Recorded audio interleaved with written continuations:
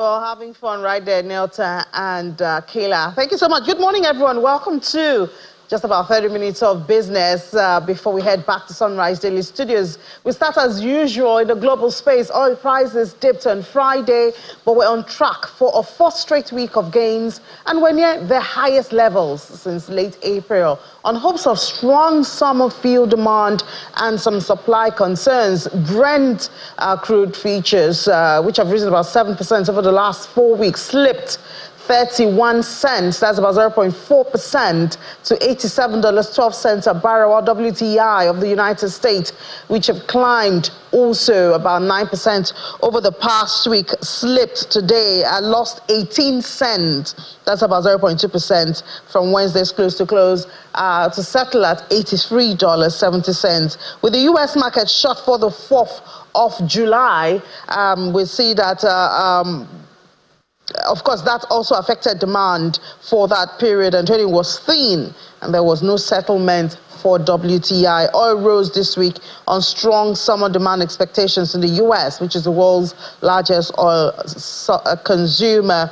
The U.S. Energy Information Administration reported a massive 12.2 million barrel draw in inventories last week, and that's compared to expectations from analysts of about 700,000. On the supply side, there are reports that Russia's oil producers, Rosneft, has opened a new tab, and Lukoil opens new tab also sharply cut oil exports and affects prices. There you have it right there. And then there's also the Saudi factor. Saudi Arabia, Aramco cut price for flagship Arab Light crude, and it's to sell in Asia for about $1.80 cut off from that price. Now let's look at our currency, Naira, which we closely watch. Unfortunately, now we've had, I think, like the third day, we're having a drop in the Naira at the close of trade. NAFEM yesterday went from 1,512 Naira 61 kobo to 1,520 Naira 24 kobo. That's a 0.5% drop, while for NAFEX, it was a bit lower, but we know this is where the main trade takes place. 0.23% drop at NAFEX to close at 1,517 Naira 24 kobo. We haven't had intervention in this market, so perhaps this captures the real value at this time of the Naira, even though it's not a pleasant one, but it's a reality at this time.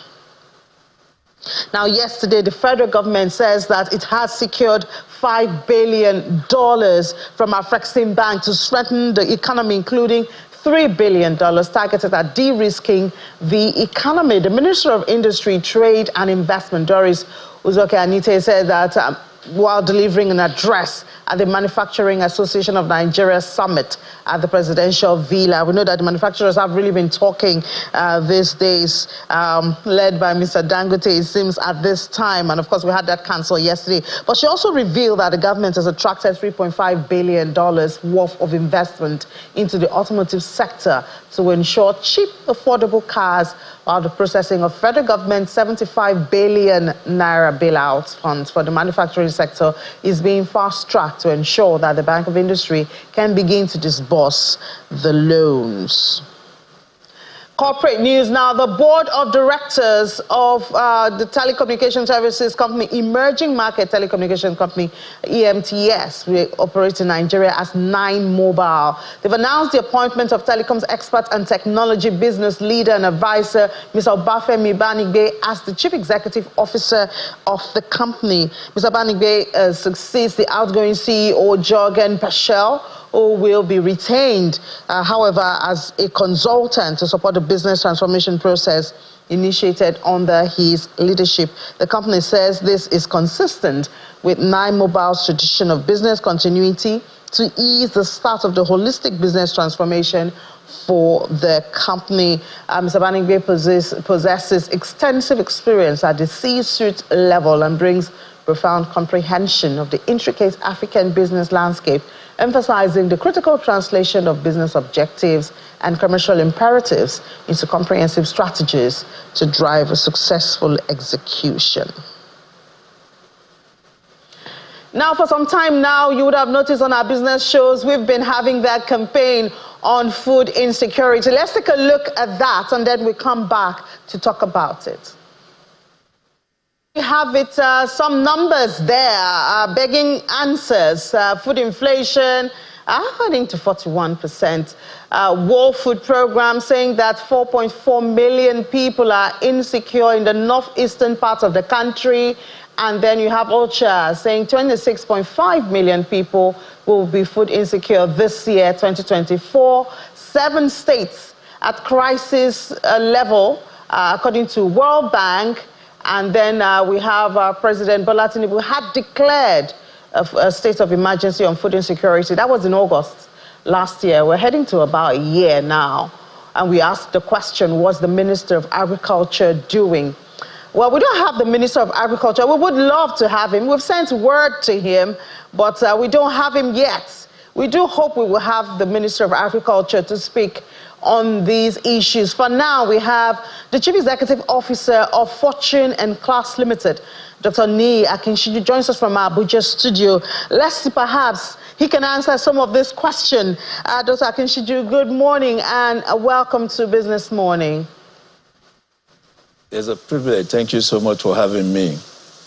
Great. So let me ask, we have those numbers. We have those from World Bank, from, World Food Program and all of that. Would you say Nigeria is food insecure or Nigeria is food secure at this time? Well, I think the figures are clear. When you have up to 40.6% food inflation in a particular month, and I've been graduating actually over a period of 12 months, we can't say that in truth Nigeria is food insecure. It means that many numbers of Nigerians don't have access to cheap food and perhaps even access to nutrient-balanced food too. So that reality is true. It's staring us in the face, but it depends on how we're looking at it. We could look at it as from the scenario of an half-empty cup or from the scenario of an half-filled cup. My own consideration is that we might have gotten something wrong, in terms of the structure of the elements and the stakeholders in the food production chain. The fact is that we need to go visit our constitution, look at the relationship between the tiers of government and how they are, how the responsibility for food production, for agriculture generally, is apportioned amongst the 3 tiers of government. So as far as I'm concerned, what we have now avails us of opportunities because, yes, food production, food inflation is high, but the basic fundamental philosophy in economy is that increase in price or high prices incentivizes production. So we just need to be able to do the right thing in terms of getting proper collaboration amongst the tiers of government, that those especially that are responsible, for food, for agriculture. And I am saying this because I know that in terms of the custody of land, the states are the ones that are invested with the mass of land, in the Nigerian constitution.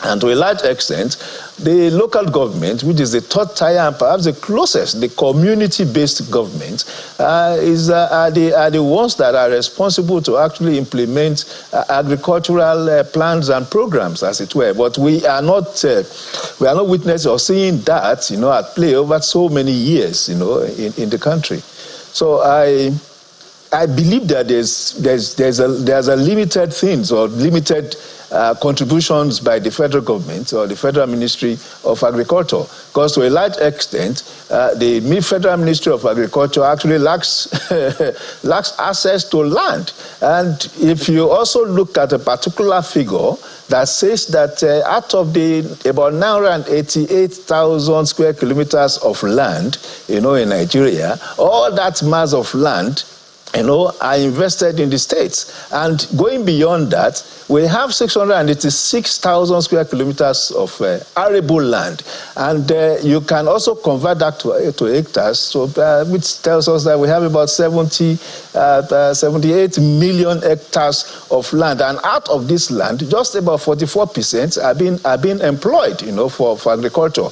Now, what that tells you is that there's a deficient use, even in the land asset, which is the most important element or factors of agriculture. So I believe that there should be a deliberate relationship, cooperation, collaboration between the federal government, the state government, and the local government. Yeah, it sounds like you're asking for another coordinating minister right there. Perhaps the Minister of Agriculture should be made the coordinating minister of food security, like we have for finance and the economy, we have for health. Because the truth is, Nigerians are hungry, foodstuffs are really expensive, and there are so many factors feeding into it. But we see the Minister of Agriculture as the person responsible to make this happen. So do we make him a coordinating minister? I know you mentioned the Constitution. Perhaps that will give him the power to be able to coordinate the resources, the land and the space and the skills and environment. Of course, I know there's also the issue of water, for farming. So are you towing that line? But we really need to eat now before we can change the Constitution. Well, the truth of the matter is it depends. We have a federal system that is largely independent, of each other. That is, the tiers that are largely independent of each other. If the states, for instance, in their wisdom, decide to be territorial, with the power they have over the custody of land that is invested, by the Land Use Act, there is nothing the federal government could do. I believe, I've been an understudy of the federal government and, of course, the food value chain over the years, and I realized that the state government had actually abandoned their responsibility. What you require of the federal government, for instance, the Federal Ministry of Agriculture, is to be able to avail farmers, seeds and seedlings, avail farmers products and outcome of research institutions. And I think perhaps I've not been hearing so much along that line, because research is important, to food. And of course, we are also trying to understudy the outcome of the current, or rather the new program on agriculture, technology and innovation. The federal government should be responsible for that implementation. But the context of that implementation still remains the states and the local government. Of course, everybody agrees to a large extent that the local government are non-existent. And where you have local governments that are non-existent, it means that the level, or rather the chain of either what the ministry, the Federal Ministry of Agriculture is trying to distribute in terms of fertilizers or some other factors of agricultural input, may not get down to the grassroots. And that is the end point, the exit point of whatever intervention the federal government may be doing. Yes, we agree that if it is possible to have the Minister of Agri become a coordinating minister of agriculture or food security, it makes sense. But I am saying that it depends on the willingness of the states, to surrender, their rights over land, which is the most important factor of agricultural produce. So if that is not available, how do we get the minister? I mean, for instance, we have the 6 governors in the southwest coming together, to talk about intervention in the agri sector. Those are the kind of things we want to see. And of course, we believe that there will be a relationship between these 6 governments and the federal government at the level of the Ministry of Agriculture, where the Ministry of Agriculture will be willing, to support whatever they may want to do. This morning or yesterday, the good news of the 500 billion agric intervention as part of the economic intervention program of the president has also been muted. It means that there will be, over the next 6 months, there will be a 500 billion naira intervention into agriculture to ensure food production. But again, if there is no proper coordination, no proper collaboration between the federal government and the state government, I'm sorry, the scenario that I am seeing is not exactly exciting.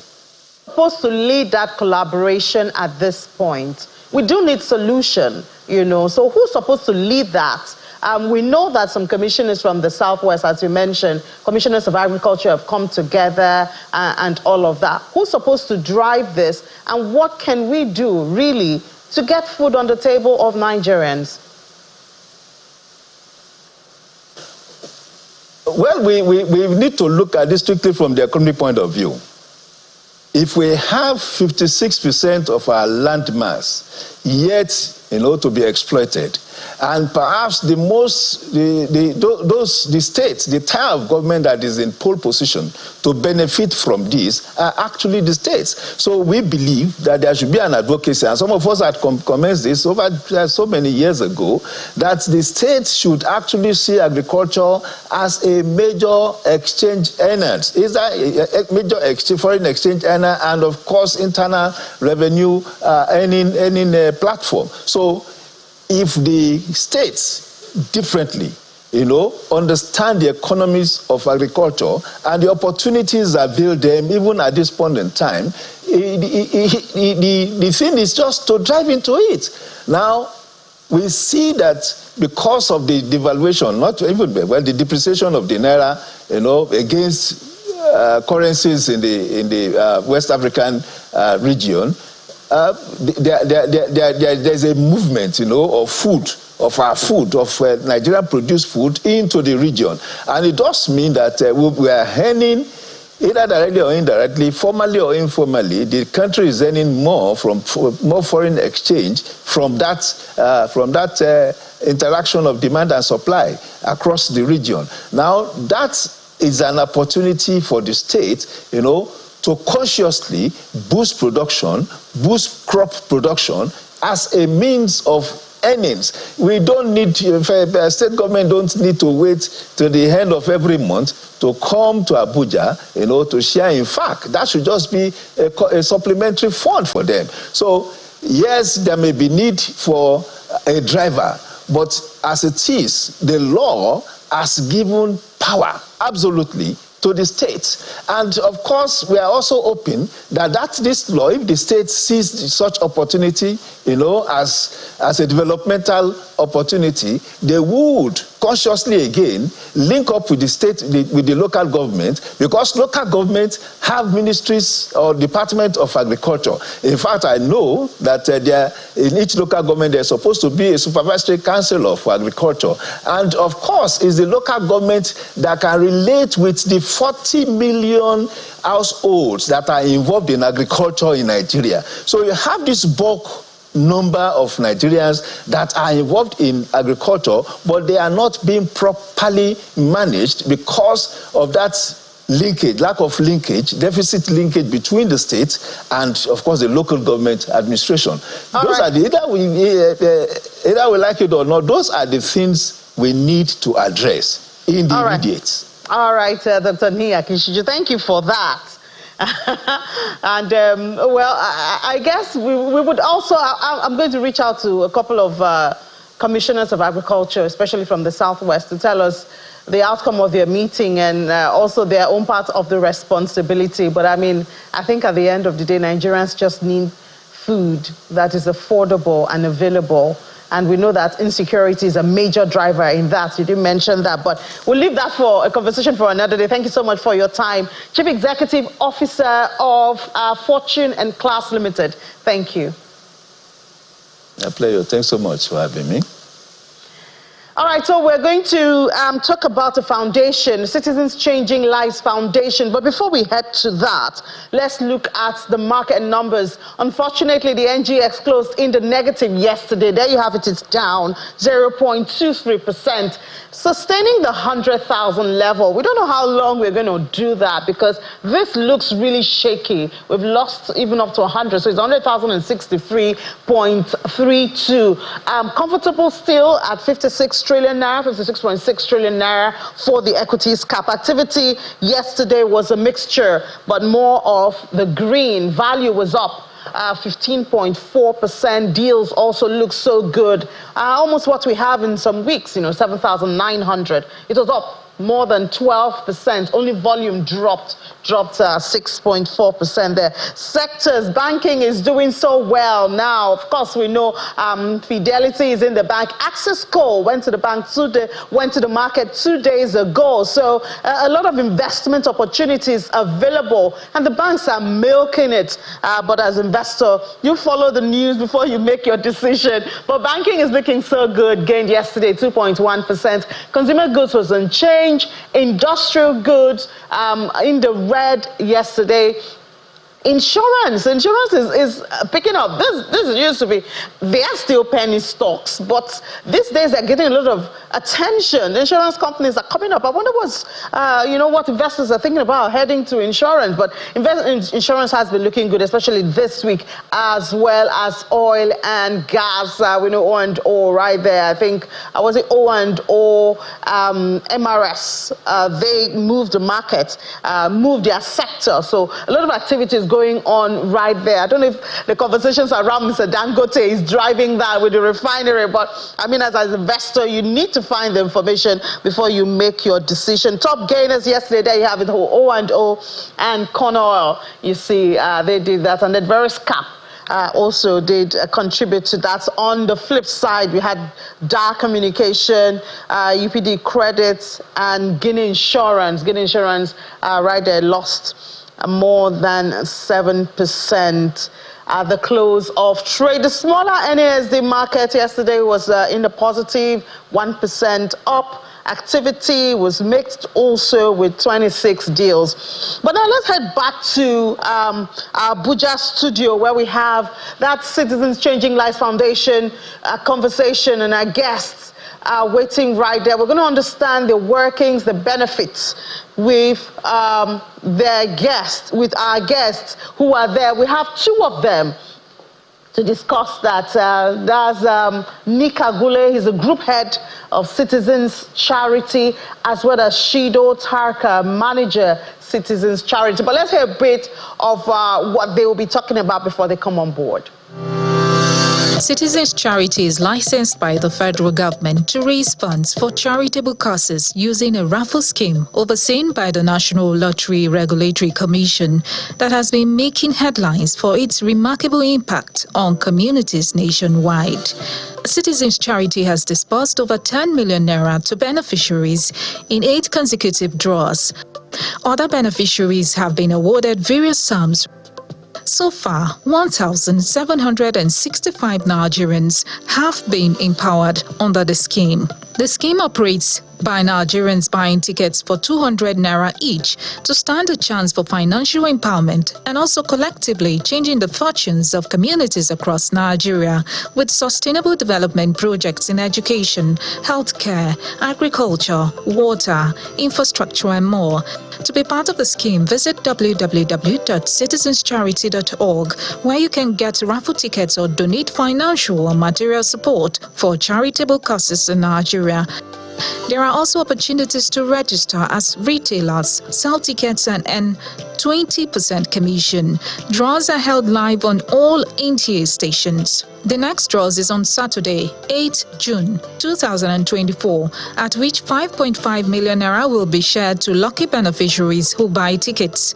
Visit the website www.citizenscharity.org. To know more, call 020-1887-0019 or WhatsApp at 070-1405-5747 for support. At Citizens Charity, changing lives is our passion. So there you have it. That's what we're going to talk about, Citizens Charity. And we have those two guests from that organization, Nika Gule, Group Head, Citizens Charity, and Shido Tarka, Manager of Citizens Charity. Good morning, gentleman and lady, and thank you so much for your time. Good morning, Ini. I'm nice to be here. Great. So tell us, Nick, about Citizens Charity. We see you have some goodies for Nigerians. Yes, indeed. Citizens Charity is a federal government licensed crowdfunding platform for Nigerians to not just be speaking about the issues in the country, but coming together with our little contributions of 200 Naira that we use in empowerment programs across the nation. Citizen Charity has been licensed. So there are so many things that we do as a charity. You can come on our platform and donate to specific projects like scholarships for indigent children, especially the girl child.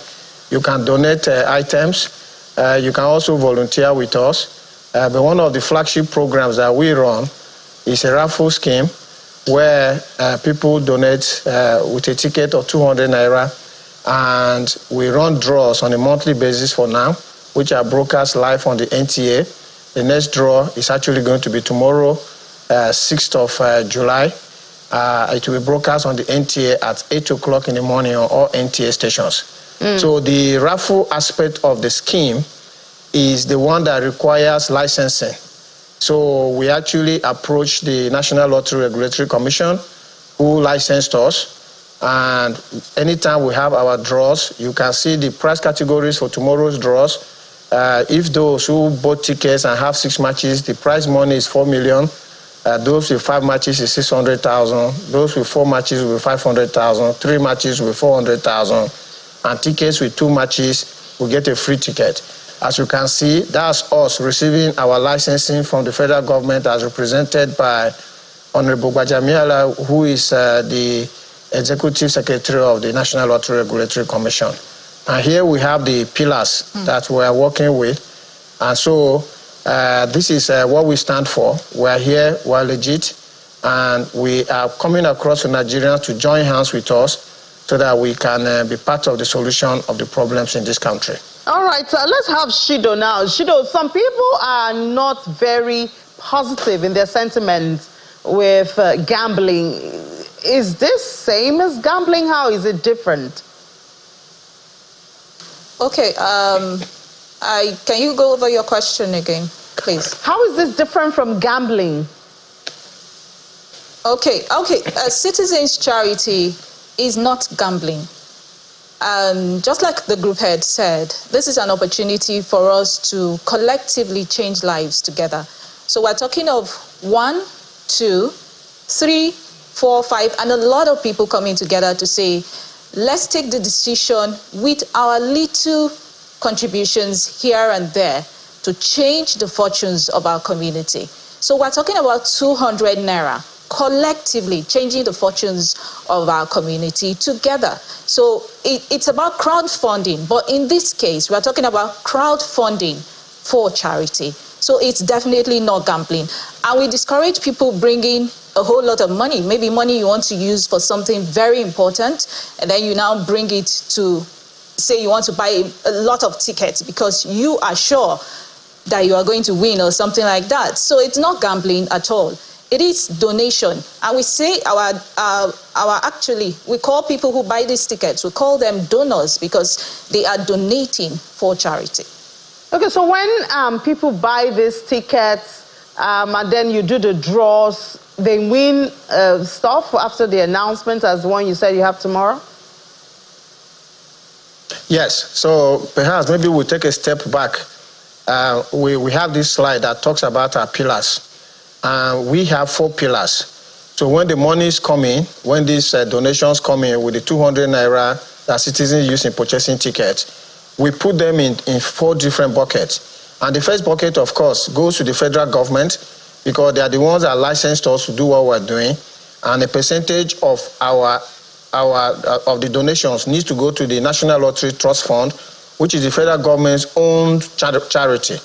Then, of course, the second pillar is job creation. As we speak today, we have people, young men and women in Nigeria who have been employed, who are working in the back offices for the scheme, and they are gainfully employed. And then, of course, the third pillar is the financial empowerment of Nigerians. And that is the one that, in a transparent manner, we select those who will be empowered through the draw process, which will happen tomorrow. And then, of course, the last and biggest bucket is that as more Nigerians come onto the scheme, imagine that 1 million Nigerians donate their 200 Naira by getting a ticket. That is 200 million.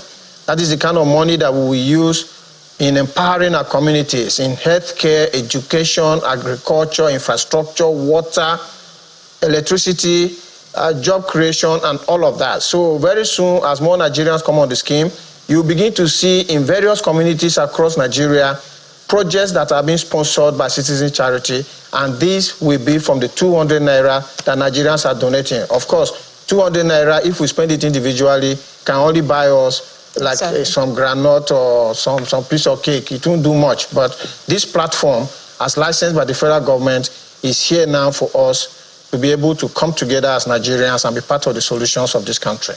All right, Nick, maybe you should just give us your final words. I'm sure you want to emphasize where people can reach you or how people can reach you. Okay, can we go over the question again? People can reach you.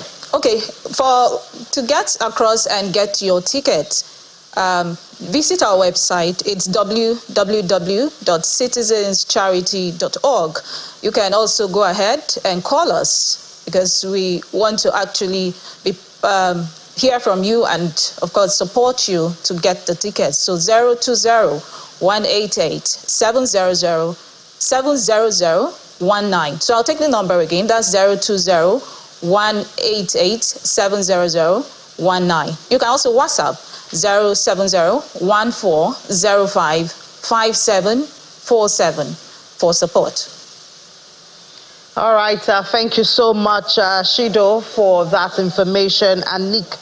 And we wish you the best to your draw tomorrow and subsequent activities towards contributing, to the lives and economic welfare of Nigerians. Thank you very much. Appreciate it. Yeah. All right, it's time to head back to the Sunrise Daily Studios, but that's a commercial break in between before we will have Nelta, Ayo, and Kayla back to have a conversation with you.